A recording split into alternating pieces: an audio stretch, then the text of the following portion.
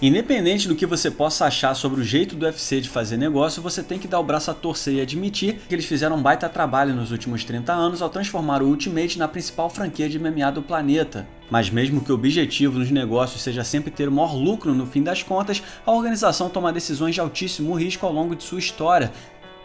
Dizem que quem não arrisca não petisca, eles certamente bateram o pé na hora de recusar propostas ou simplesmente dizer não a ofertas que muitos julgavam as mais corretas. O UFC sabe muito bem como decisões ruins deram prejuízos para eles no passado, além de ter ferrado com a vida de alguns lutadores ou até mesmo o esporte como um todo. Mas isso não impediu o UFC de tomar decisões ainda mais ousadas depois, então já deixa o like e se inscreve no canal. Eu sou o Coutinho do MMA no Ponto e no vídeo de hoje nós vamos falar sobre as 10 jogadas mais arriscadas da história do UFC. Número 10, Dana White vs Tito Ortiz no boxe. Alguns de vocês devem saber que Dana White era empresário de lutadores antes de virar presidente do UFC, tendo agenciado atletas como Chuck Liddell e Tito Ortiz. O careca se apaixonou pelo boxe na adolescência, chegando a competir como amador. Seu relacionamento com Tito se deteriorou ao longo dos anos depois que ele se tornou presidente do UFC, uma vez que não poderia mais ser empresário do atleta por um óbvio conflito de interesses. A treta foi tanta que eles chegaram a sair na mão dentro de um avião a caminho do Japão. A carreira de Tito no UFC continuou com seus altos e baixos e muitas turbulências até que ele venceu o Vitor Belfort e encerrou seu contrato com a franquia. Na hora de renegociar, o Tito exigiu que o acordo incluísse uma luta de boxe de 3 rounds contra Dana White. O presidente contratou treinadores e parceiros de treino para se preparar para a luta, certo de que ganharia com facilidade devido à sua experiência no boxe. A luta foi cancelada várias vezes devido a lesões e a Comissão Atlética de Nevada teve que entrar na jogada para sancionar a parada. O Tito não apareceu na pesagem, aparentemente desistindo da luta depois que Dana cancelou a transmissão ao vivo com grana em jogo. Ainda assim, o que o UFC tinha a ganhar com isso tudo? Se o Dana vence, isso significaria que o campeão do UFC tomaria um pau do presidente da organização. Se o Tito vence, o recado que passa é que todo lutador poderia criar uma treta com Cartola e ameaçar de lutar para negociar acordos melhores. Não faz sentido, lógico que a luta felizmente nunca aconteceu, mas que teria sido divertido de assistir, a seria. Número 9, recusar o acordo com Fedor e a M1. Alguns fãs veem Fedor como o cara que o UFC nunca conseguiu contratar, mas se você perguntar a Dana White, ele vai jurar de pé juntos que não é bem assim, e que ele ofereceu ao último imperador o que ele definiu como o melhor acordo de sua vida em um encontro com os irmãos Fertitta e os empresários de Fedor na ilha de Curaçao. Segundo rumores, o UFC colocou 30 milhões de dólares na mesa para contratar Fedor e comprar a M1 Global, evento russo de MMA que pertencia ao empresário de Fedor. Dana White considerava um grande negócio, mas os russos riram da cara dele. O careca rebateu que o Fedor estava a um soco de não valer nada, e foi aí que o negócio melou. O UFC fracassou em contratar o melhor lutador peso por peso do planeta na época, que poderia fazer uma luta épica com Brock Lesnar por milhões de vendas de pay-per-view, e quis o destino que Fedor perdesse 3 seguidas depois disso, quebrando sua histórica sequência de vitórias. Mesmo assim, foi um risco muito alto não ter chegado a um acordo pelo que seria a maior contratação da história do UFC. Muitos fãs até hoje não superam o fato de que Fedor nunca entrou no octógono, enquanto o russo fortalecia os eventos concorrentes do UFC nos Estados Unidos. Eles tentaram renegociar tempos depois, mas nunca chegaram nem perto de um possível acordo como naquela viagem a Curaçao. Fedor acabou perdendo e uma possível contratação pelo UFC não teria o mesmo impacto daquela época. É muito arriscado deixar um ativo tão importante nadar no lago dos outros, mas o Dana White vai dizer que aconteceu como tinha que ter acontecido. Número 8, marketing questionável. A ideia original do Ultimate era criar uma plataforma onde os Gracie provariam que sua arte marcial era superior a todas as outras, e foi basicamente isso que eles fizeram, pelo menos até que todos percebessem que não se tratava apenas de uma única arte marcial, mas sim de conseguir misturar todas de forma eficaz. Mas essa não era a estratégia de marketing do UFC nos seus primórdios, tudo era levado ao extremo no UFC. A jaula, a ausência de luvas, muito sangue e braços quebrados num ambiente sem regras. Era um esporte extremo que glorificava a violência. Essa jogada de marketing funcionou no começo e as fitas VHS eram tratadas como pornografia pesada nas locadoras e por grande parte do público, criando um ar de mistério em torno do esporte. Mas é claro que isso não aconteceu sem repercussões, já que o esporte passou a ser regulado pelas comissões atléticas e ter pôsteres cheios de sangue, algo nunca visto no mundo do boxe que chamava atenção ao melhor estilo clube da luta. O UFC foi barrado em todos os lugares até ser considerado ilegal nos Estados Unidos e em vários países ao redor do mundo.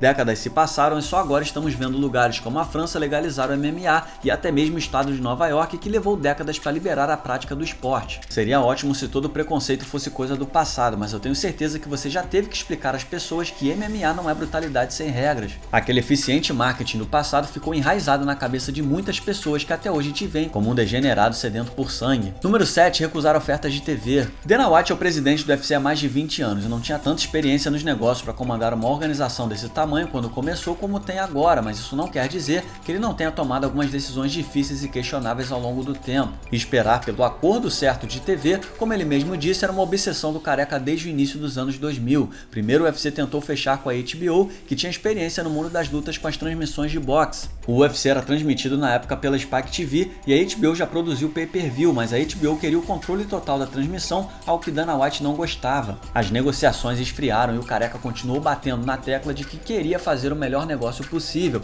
e que não descansaria até conseguir. Foi uma jogada pra lá de arriscada dizer não a uma das maiores redes de TV dos Estados Unidos, ainda mais depois de não chegar a um acordo com a CBS logo depois. A CBS acabou fechando com o Elite XC, tornando seus sábados à noite especiais com as transmissões de lutas de MMA. O Elite XC deu recorde de audiência ao canal, mas infelizmente fechou as portas depois que Steve Petruzzelli revelou à imprensa que tinha sido pago para ficar em pé e trocar porrada com Kimbo Slice. O Elite XC foi investigado e a CBS decidiu pular fora do barco, encerrando o contrato de TV. A CBS acabou fechando com o Strike Force depois disso, pouco tempo antes de Dana White fechar o histórico acordo do UFC com a Fox e depois a ESPN. Pelo visto, valeu a pena esperar pelo acordo certo. Número 6, UFC vs Pride. O UFC não virou o maior evento de MMA do mundo da noite pro dia, eles precisaram basicamente comprar todos os concorrentes no meio do caminho para chegar até lá. Para a imensa maioria dos fãs de MMA dos anos 2000, o Pride simplesmente tinha os melhores eventos, com os melhores lutadores se enfrentando no Japão, mas será que eles eram melhores que os lutadores do UFC? Dana White estava decidido a provar o contrário, a ponto de mandar alguns representantes do UFC até o Japão para fazer parte do GP do Pride Total Elimination de 2003. No melhor estilo Mortal Kombat, 2 lutadores do UFC voaram ao outro lado do mundo para competir pelo UFC na Terra do Sol Nascente. Chuck Liddell e Rico Rodrigues foram os escolhidos, e Dana White garantia que o Homem de Gelo ganharia de todo mundo no torneio. O problema é que o GP estava abarrotado de lutador pica das galáxias, com direito a Alistair Overeem, Rampage Jackson, Kazushi Sakuraba e Murilo Bustamante no páreo, além do campeão Vanderlei Silva. O Rico foi o primeiro a lutar, enfrentando o ex-campeão dos pesados Rodrigo Minotauro, que tinha acabado de perder para o Fedor. Rico não foi bem e acabou perdendo para Minotauro na decisão. O Chuck começou sua caminhada no GP contra o jovem Alistair Overeem, vencendo por nocaute com seu clássico overhand, mas bateu de frente com Rampage Jackson na rodada seguinte, sendo nocauteado pelo veterano do Pride. Rampage acabou aniquilado por Vanderlei na final. O sonho era fazer uma super luta entre Chuck e Vanderlei, mas depois de ver o que o brasileiro fez com Rampage na final, foi até bom que o Chuck tenha caído antes, né, careca? Mandar lutadores ao evento concorrente era arriscado demais e derrotas assim repercutiam mal do lado do UFC, especialmente em uma época em que a empresa americana não estava bem das pernas financeiramente. Mesmo assim, foi um evento divertido, Dana perdeu uma aposta de $250 mil e o Pride provou mais uma vez que era foda demais. Número 5, contratando estrelas questionáveis. O MMA é um esporte individual e ninguém discorda que o UFC seja o maior evento do mundo, tanto que muita gente trata o UFC como se fosse o esporte em si e não MMA, e também é fato que são grandes as estrelas que alavancavam as vendas de pay-per-view e deixam os fãs ouriçados antes dos grandes eventos. Quanto maior for a estrela, maior será o evento, por isso faz sentido todo mundo contratar celebridades para impulsionar mais esses números. O único problema é que você estaria promovendo lutas de baixo nível, além, claro, de colocar em xeque sua credibilidade depois de passar anos e anos dizendo que só os melhores lutadores do mundo lutam no UFC, e não as pessoas mais famosas podem tentar a sorte para ver no que dá. Mas isso não impediu o UFC de contratar lutadores que não se encaixavam exatamente nesse perfil. Algumas contratações valeram a pena, como Brock Lesnar. Eu sei que ele vinha do mundo das lutas armadas, mas Brock foi atleta na faculdade e era do tamanho de uma minivan, explodindo o recorde de vendas de pay-per-view da época e se tornando campeão dos pesados do UFC. Deu muito certo, mas a segunda tentativa de importar um veterano do WWE ao MMA foi um fracasso completo, já que CM Punk passou 3 anos treinando só para ser destruído nas 2 lutas que fez no octógono. Pelo menos ele serviu para mostrar que nem todo mundo pode praticar esse esporte. CM Punk não só arruinou seu discurso de que só os melhores lutavam no UFC, como nem bombou tanto assim as vendas de pay-per-view. James Toney também tentou a sorte no octógono e a vitória de um boxeador no MMA seria péssima para os negócios, mas é claro que vencer seria bastante improvável contra um veterano como o Randy Couture. A passagem de Kimbo Slice no TUF fez daquela temporada a mais assistida de todos os tempos, mas ele foi demitido logo na segunda luta, abrindo a possibilidade dele render ótimas audiências aos concorrentes, mas talvez tenha sido a melhor decisão levando em conta o talento limitado do cara no MMA. Lutas de boxe entre celebridades estão em alta no momento e veremos o que o futuro nos reserva nesse sentido. Número 4, investindo rios de dinheiro. Lorenzo Fertitta ouviu de seus advogados que ele era um louco, mas ele sabia que valeria a pena gastar $2 milhões pelas 3 letras do UFC. A SEG estava à beira da falência quando a Zuffa, a empresa de mídia esportiva dos irmãos Fertitta, comprou o Ultimate Fighting Championship deles. Foi Dana White quem disse aos amigos que a SEG estava procurando um comprador pro UFC, e um mês depois eles adquiriram a organização e nomearam Dana White presidente. E as coisas não começaram nada bem, já que o esporte vivia uma era sombria nos Estados Unidos, basicamente sobrevivendo um dia após o outro. O árbitro Big John McCarthy pensava que cada evento poderia ser o último, já que o UFC não conseguia ser liberado em vários estados e tinha sido expulso do pay-per-view. As vendas de ingressos não pagavam as contas e a empresa estava sangrando dinheiro, com dívida estimada em 45 milhões de dólares, mas a liberação em Nevada, ajudada pelos laços dos irmãos Fertitta com a comissão atlética de lá, abriu as portas para a volta ao pay-per-view no UFC 33, só que acabou sendo um dos piores eventos de todos os tempos. O UFC 40 equilibrou as coisas um tempo depois, impulsionado pela rivalidade entre Ortiz e Shamrock, vendendo 150 mil pacotes de pay-per-view e ajudando o UFC a respirar por aparelhos até a criação do The Ultimate Fighter. Dana White deve ter perdido os últimos fios de cabelo nessa época. Número 3, USADA. Todo esporte profissional volta e meia se vê no meio de um escândalo de doping, e esse assunto se torna ainda mais delicado quando a modalidade em questão envolve dois seres humanos saindo na porrada até que um deles perca a consciência. Pois é, o doping pode ajudar bastante nisso. A implementação de um sistema de controle mais rigoroso automaticamente traria um risco atrelado aos eventos. O escandaloso abuso do TRT por parte de Vitor Belfort em 2013 deixou uma marca na política de controle de doping do UFC na época. Vários atletas tinham licença para fazer reposição hormonal de testosterona, mas isso não impediu de que certos indivíduos abusassem dele. Com o esporte mais uma vez manchado por causa de doping, o UFC decidiu tomar medidas extremas e fechar uma parceria com a USADA, a Agência de Controle de Doping dos Estados Unidos. Essa decisão foi arriscada pois aumentava a chance de vermos grandes estrelas tomando ganchos longos ou eventos inteiros se desmoronando por conta de casos de doping. A partir daquele momento, os atletas tinham que informar seu paradeiro à USADA para que fossem testados, a não ser que seu nome seja Tim Kennedy, que não parecia se importar muito.